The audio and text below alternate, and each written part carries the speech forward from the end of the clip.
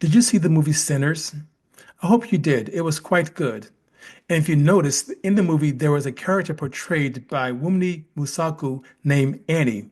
In this role, she played a root lady. I'm here to tell you, as being from South Carolina, that root work is real. What we saw in the movie, of course, was fictional, but I can tell you for a fact that there are root women and root men out there, and they're doing the work. Let me tell you about my grandmother's stepmother. My grandmother's mother passed away in childbirth when my grandmother was about age 8. So her father married another woman who was much younger, a black woman who could pass for white, but she was also known as a root lady. She also instilled fear in her own stepchildren. Not so much my grandmother. My grandmother loved her stepmother, but her older sister was fearful of her because she was a root lady. Now, when it comes to movies and root work and root women, that's nothing new. We've seen those in James Bond films. We saw it in Eve's Bayou. But I'm here to tell you that it's real. My grandmother's stepmother, who passed away at the age of 106 years, was born in 1900, and she had a pretty active life. I guess you can say this is all coming from family folklore. But her story isn't all that I want to tell you about root women. I didn't know her. I never met her, but the family stories are out there, and she was known as one who could cast a spell on someone, if you will. Um, but I'm going to tell you a real story. So there is a family member of mine who did have a spell put on them in the 1980s, mid 80s to be exact. And this is how the spell worked. And this might be a bit terrifying for someone who doesn't believe in root work, but I'm here to tell you again that it is real. So I have this family member who was put under a spell, like I said, in the mid 1980s.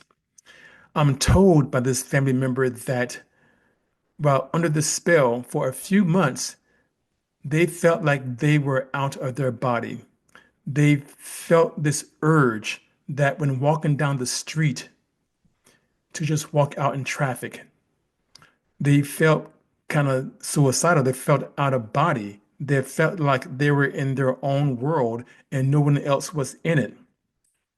Well, one day, as I'm told, this older woman saw this family member of mine and saw that this member of my family was under a spell.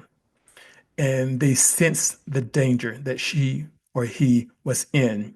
So they got this member of my family to go see a root man. So this old lady took this member of my family to see the root man. He also saw right away that this member of my family was in dire need, that literally in danger. And I'm not exaggerating, to the point where the root man told this member of my family that they were going to die, and it might likely be by suicide. So he began to work. He brought this family member of mine into the house, and he began to, I guess, look her over, and he was able to tell her or him who put the spell on them. He was able to give very, very vivid descriptions of the individual to the point where this member of my family knew who he was talking about. Now, this member of my family did not know the root man, did not know the woman who took them to see the root man, but there was some relationship with the woman, a bit distant, but not anything really close. But needless to say, the root man was able to sense all these things, the negative energy, the thoughts of suicide. He was able to see that where she was or where he was in present life, where they were living, in their home was not a good or safe place to be. So he asked them to wait in the living room of his home while he went in the back. And when he returned, he had some kind of concoction, if you will, some kind of remedy. And he gave instructions on how to use this remedy to get rid of the spell. But before giving the remedy to my family member, he asked them, do you want to have the curse removed and put back onto the other person? Or do you want the curse just to be removed? This member of my family, who is always generous and thinking about other people, said that just remove the curse. They did not do into the other person what had been done to them. I think that speaks volumes. So, needless to say, the root man gave the remedy, gave instructions. This member of my family went back to their home after being told to get out of the house today, to leave immediately, or you will die. So they followed the instructions, they took the concoction, they spread it around the inside of the house, and then they spread it around the outside of the house, and then they left the house.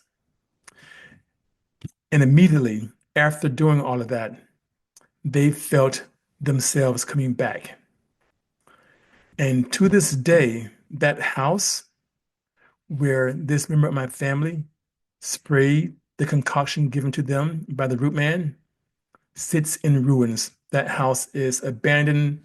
It almost looks as if it was burned down to the ground when it had not been. So I don't know what to tell you if you don't want to believe in these stories, but I'm telling you they're real. I'll give you another of my own. I'm in my house currently for some years now, but I distinctly remember when I moved in that first or second night, it was early in my stay in the home. I did also feel or got visited by the wrong spirits, the bad spirits, if you will. And I immediately told those spirits to get out. This is my house. And they left. And I invited the good spirits in. And ever since then, I have been rid of the bad spirits, and the good spirits have been around me.